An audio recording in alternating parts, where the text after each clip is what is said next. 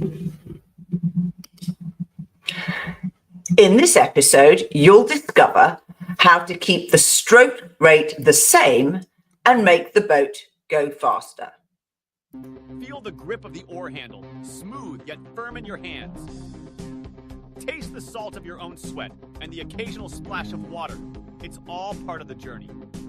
Welcome to another episode of Faster Masters Rowing Radio. Each week, our host, Masters rowing coach Rebecca Caro, dives deep into the world of Masters rowing. Whether you're on the water or in the gym, join us to become a faster master. Let's go rowing.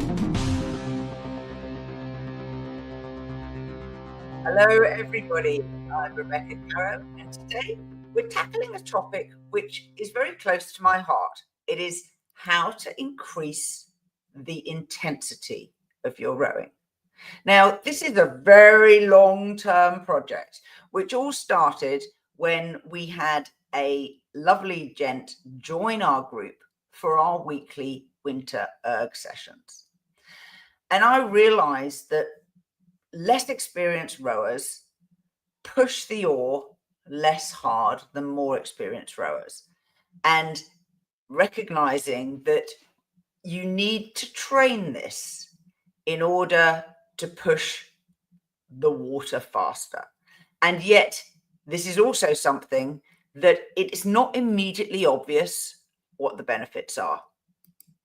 So starting with your stroke rate, we're all familiar with how many strokes per minute we take. Say it's 20.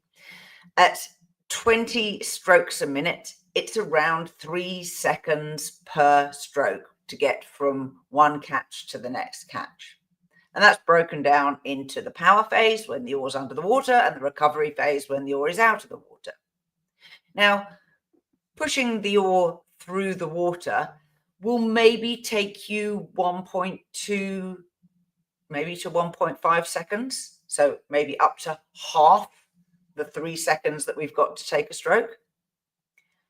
And yet we row with a ratio, usually at low rates, with at least 2-to-1. So time in the water versus time out of the water. And one of the things that I realized that the more experienced rowers do is they give themselves more rest every single stroke. And the way they do that is they push the oar through the water with high intensity, so that instead of taking 1.5 seconds to go through the water, it's maybe 1.2 seconds, maybe 1.1 seconds. And then when the oar is out of the water, they have a little bit more time. And they're very skilled at relaxing their muscles so that they take a little break before the next catch.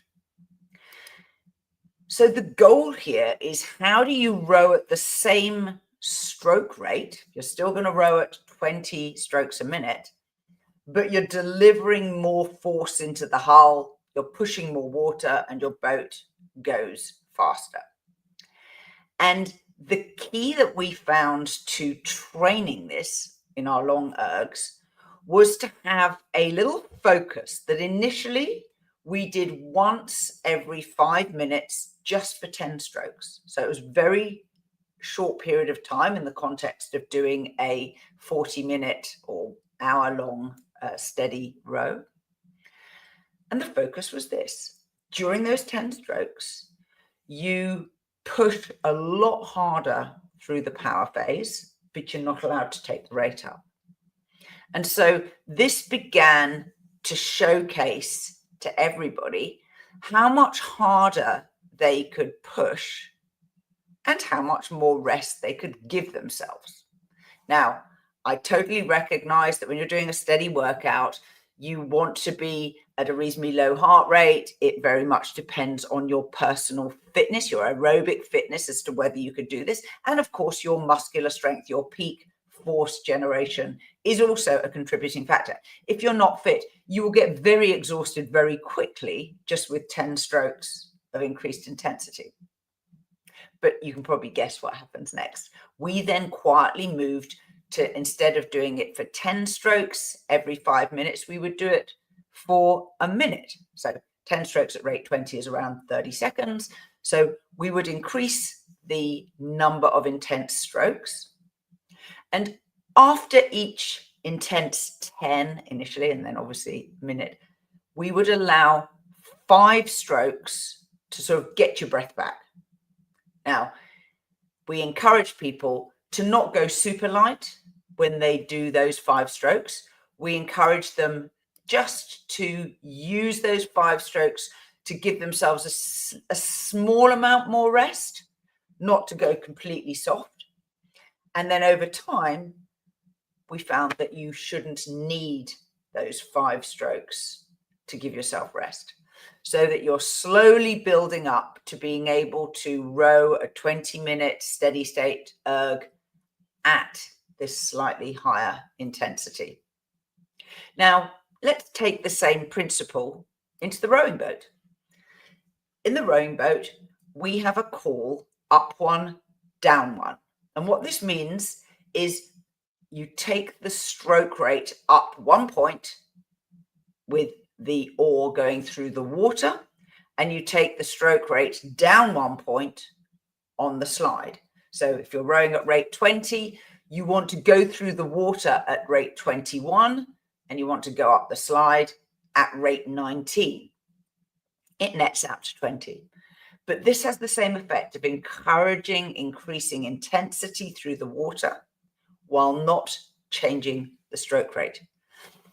And the more you can train yourself to increase the intensity at whatever stage you're at in your own rowing, you will find that you can get a better ratio. When you get a better ratio, you get more rest on the recovery.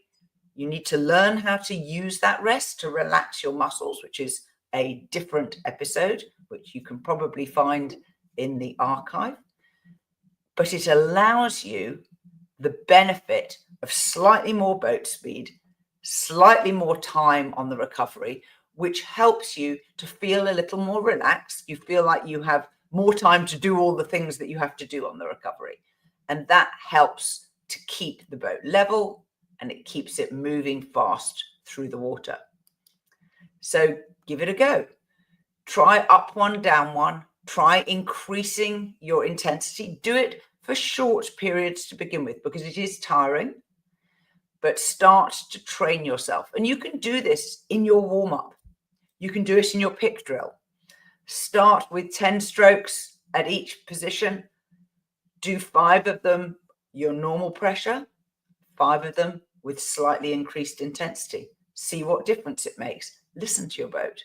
Hear how the hull is surging through the water. Hear what the ripples sound like.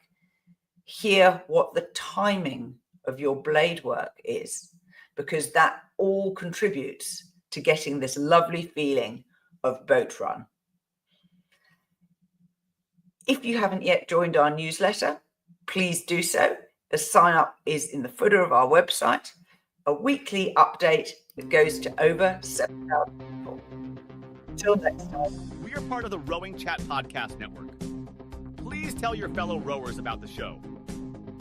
If you've learned just one helpful thing from today's episode, please consider supporting the show for as little as $1 per month by visiting fastermastersrowing.com/podcast.